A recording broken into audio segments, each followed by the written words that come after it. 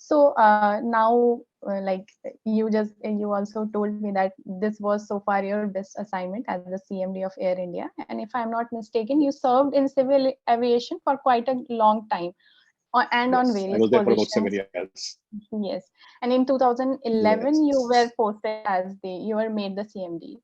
So, like, we all know what happened to Air India. So, according to you, what was the reason that resulted in the decline of Air India? Actually, the knowledge about Air India has been governed basically by the various journalistic writings that have been in circulation. And I can assure you that the diagnosis of Air India's malaise made by the journalist is completely wrong. Somehow, because of political reasons, because of some internal voices of disgruntled elements within the airline, people have always blamed a particular politician for the decline of Air India. And two major decisions were pointed out as being the major reason for the decline of Air India. One was the decision to purchase 111 planes, and second was the decision to merge Air India and Indian Airlines.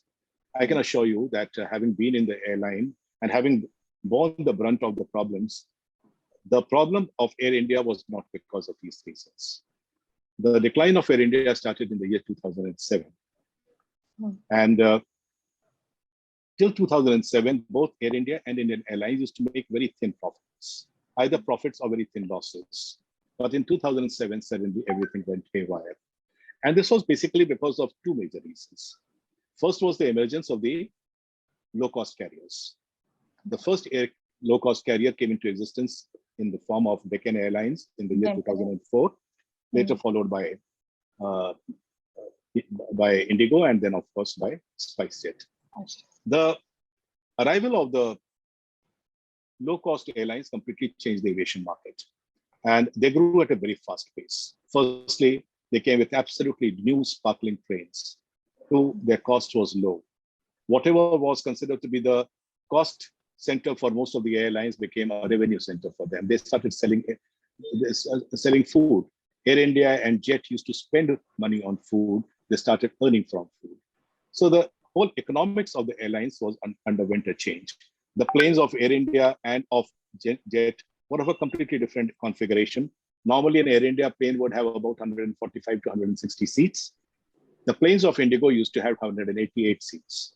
And therefore, the cost per seat was much lower than of a full service airline. These airlines struck us like lightning.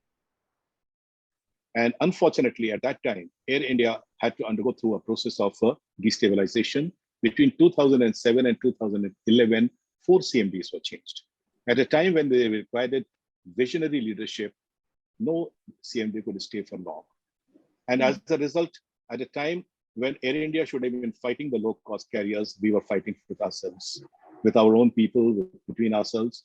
And therefore, valuable time was lost. The second important factor that led to the decline of Air India was the Lehman crisis of 2007, when the petrol prices went up to $144. Well, that was a factor, that was a phenomenon which affected all airlines, not only in India, but all over the world.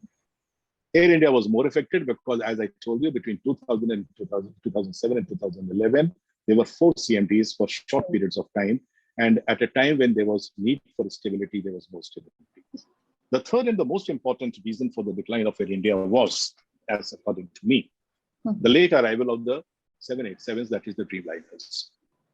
When in 2004, the purchases of 111 planes was decided, it was based on certain assumptions. The arrival of Dreamliners was considered to be of tremendous importance for the airline. It was considered to be the workhorse. It was a very fuel efficient airline, light aircraft, the best in the world at that time, the last of the technologies to enter into the aviation market. But that plane, which should have arrived in 2008 when the prices of fuel was at the highest, was not delivered to us in that year, but was delivered in the year 2012.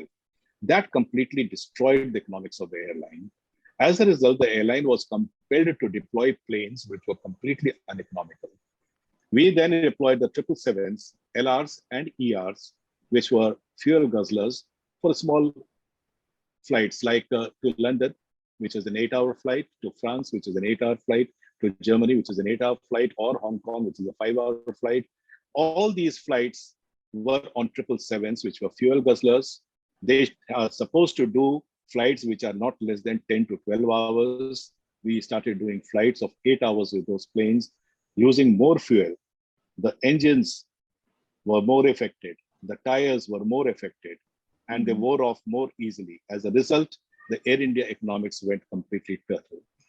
It is only in the year 2012 when the 787s came into Air India that our economics again came back to the normal.